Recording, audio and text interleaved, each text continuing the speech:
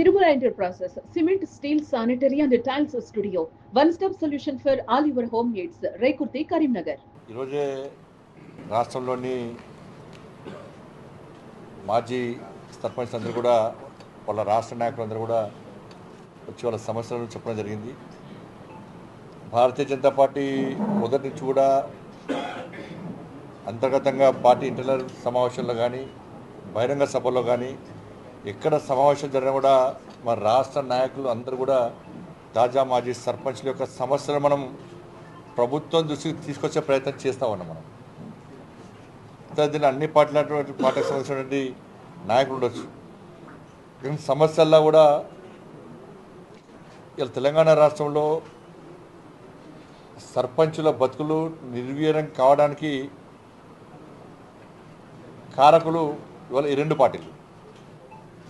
గత ప్రభుత్వము వ్యవహార శైలి వల్ల సర్పంచుల పరిస్థితి దీనమైన పరిస్థితి వస్తే ఎన్నికల ముందు కాంగ్రెస్ పార్టీ ఆ ప్రభుత్వం ఇట్లా చేసింది, మమ్మల్ని గెలిపేయండి, గడప గడప తిరగండి, మా పార్టీ ఎమ్మెల్యేలను గెలిపిస్తే మా ప్రభుత్వం అధికారంలోకి వస్తే క్షణాన వెంటనే ఇచ్చిన అధికారంలోకి వచ్చిన వెంటనే మీకు చెల్లించాల్సిన బకాయిలు మొత్తం చెల్లిస్తామంటే వీళ్ళు రాజకీయాలకు అతీతంగా ఏ పార్టీ నాయకులు అయినప్పుడు కూడా అందరూ కూడా కాంగ్రెస్ పార్టీ ప్రభుత్వం రావాలని చెప్పి ఇవాళ వీళ్ళు ఆ పార్టీకి మద్దతు తెలిపారు. జెండాలు పక్కబెట్టి కాంగ్రెస్ పార్టీకి సపోర్ట్ చేశారు.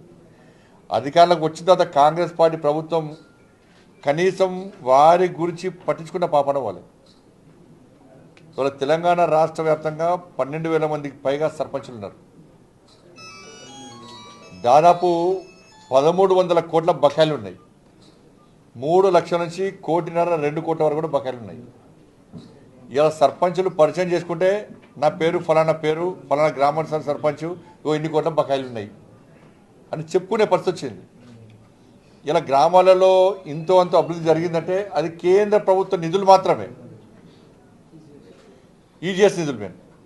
దాంతోపాటు ఇవాళ అక్కడక్కడ అభివృద్ధి కనబడుతుందంటే ఇలా వైకుంఠ ధామాలు కట్టింది వాళ్ళే, ప్రకృతి వేదికలు కట్టింది వాళ్ళే, గ్రామ పంచాయతీ బిల్డింగ్లు కట్టింది వాళ్ళే, శ్మశాన వాటికలు కట్టింది వాళ్ళే, ఇవాళ కమ్యూనిటీలు కట్టింది వాళ్ళే, రైతు వేదికలు కట్టింది వాళ్ళే, రోడ్లు వేసింది వాళ్ళే. ఇలా ప్రజలు అనుకుంటున్నారు కదా, అరే మొదదాకా మా సర్పంచ్ ఉండే ఇంతో అభివృద్ధి చేస్తుండే, ఓ తట్ట మొరం పోస్తుండే, కనీసం ఇప్పుడు తట్ట మొరం పోసే నాదులు లేడు. ఇవాళ ఈ సర్పంచులు అందరూ కూడా, మాజీ సర్పంచులు అందరూ కూడా ప్రజల మద్దతు తెలుపుతూ ఉన్నారు. అరే మా సర్పంచ్ మాకు సేవ చేసి ఇట్లా అప్పుల పాలేడు, ఒక సర్పంచ్ అప్పుల పాలడం ఏంది అని చెప్పి ప్రజల లోపల ఆలస్యమైనా కూడా ఇప్పుడు చర్చ జరుగుతున్నది ఇప్పుడు ఈ పరిస్థితుల్లో. ఎందుకంటే అనేక ప్రాంతాల్లో సర్పంచులు ఆత్మహత్య చేసుకునే పరిస్థితి వచ్చింది. అనేక ప్రాంతాల్లో సర్పంచులు పెట్రోల్ బంక్లో పనిచేసుకునే పరిస్థితి వచ్చింది.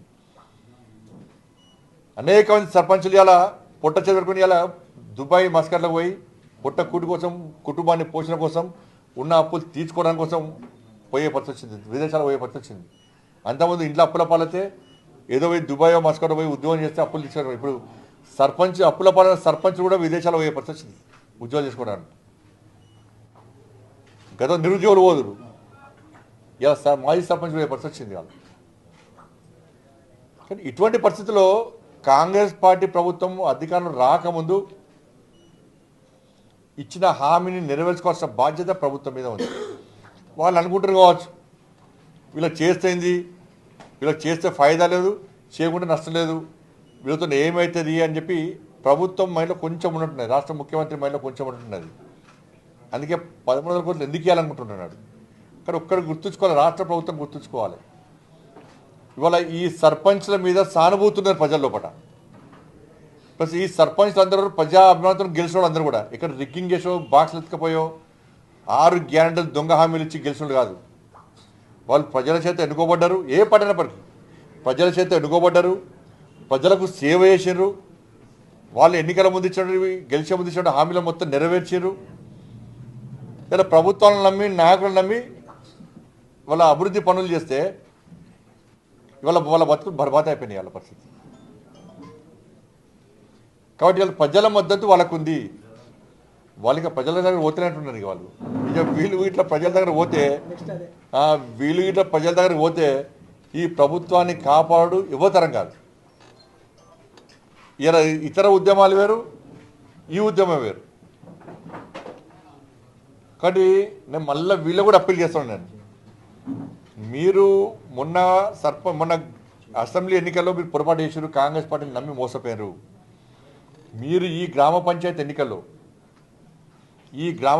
ఎన్నికల్లో మీరు కాంగ్రెస్ పార్టీకి గుణపాఠం చెప్పడానికి మీరు జెండాలు పక్కకు పెట్టి ఒకటే ఎజెండా, కాంగ్రెస్ పార్టీని ఓడగొట్టడమే ఎజెండాగా ముందుకు వస్తే ఈ ప్రభుత్వం దిగొస్తుంది. వీళ్ళ మద్దతు తెలపడానికి భారతీయ జనతా పార్టీ సిద్ధంగా ఉంది.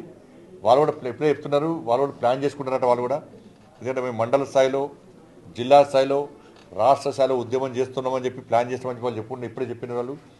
వాళ్ళ ఉద్యమానికి 100% భారతీయ జనతా పార్టీ సిద్ధంగా ఉంది. మీ ఉద్యమానికి పక్కా సహకరిస్తాం, మేమే ముందుంటాం.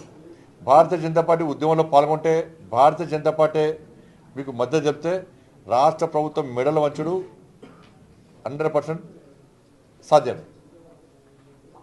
కాబట్టి కిషన్ రెడ్డి గారితో ఇప్పుడే ఫోన్లో మాట్లాడడం జరిగింది. తప్పకుండా మద్దతు తెద్దామన్నారు. ఎందుకంటే ఈ ప్రభుత్వము చేయలేని ప్రభుత్వం. ఇవాళ 8% 14%, 8% పెరిగింది మధ్య, 14% కమిషన్ మీద బతుకుతున్న ప్రభుత్వం ఇది. బిల్లు వీళ్ళకి అదే చెప్పినా మీ మాజీ సర్పంచ్ అందరూ కూడా ఎంతంటే 1300 కోట్లు అంటే 14% కమిషన్స్ పోయి కాంగ్రెస్ పార్టీ ఇద్దరు ముగ్గురు ముఖ్య నాయకులు ఉన్నారు.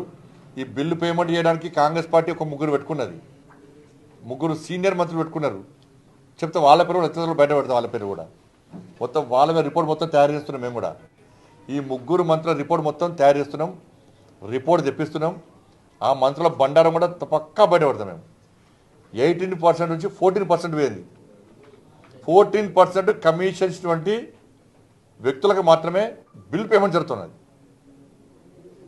సచివాలయము, మంత్రుల ఆఫీసులు, పేషీలు అన్ని అడ్డగా మారినాయి. వాళ్ళ బ్రోకర్లను పట్టుకొని 14% ఎవరైతే కమిషన్ ఇస్తారో వాళ్ళకి అందరు బిల్ పేమెంట్స్ అవుతున్నాయి. వీళ్ళు ఏం చేస్తారు, ఈ పైసలు తీసుకుపోయి ఢిల్లీలో పైసలు ఇవ్వాలి. ఢిల్లీ అధినాయకత్వానికి నెల పోయి కప్పం కట్టుకొని రావాలి. ఇక్కడ కమిషన్ దొబ్బుతున్నారు, పర్సెంటేజ్ తీసుకుంటున్నారు, ఢిల్లీలో పైసలు కట్టేస్తున్నారు, వాళ్ళ కుర్చీలను కాపాడుకునే ప్రయత్నం చేస్తున్నారు. వీళ్ళు కాపాడబడే గక్కనే అబ్బో అది లేకుంటే ఇన్ని రోజులు ముఖ్యమంత్రి కుర్చీ కోసం ఆగుతారు. వీళ్ళు గుంజుకోరు. ఇక్కడ ముఖ్యమంత్రి కూర్చుంటే పక్కల దృష్టి మొత్తం కుర్చీ మీదే ఉంటుంది. వాళ్ళకి ఎప్పుడు గుంజారో అని చూస్తారు వాళ్ళు. ఏ మంత్రి అయినా కూడా అందరు మంత్రులకు ముఖ్యమంత్రి కావాలన్నది. అలా కాంగ్రెస్ పార్టీలో అందరు మంత్రులకు 50% మంత్రులకు ముఖ్యమంత్రి కావాలన్నది. ఎప్పుడు దొరుకుతారు గుంజా చూస్తారు వాళ్ళు కూడా.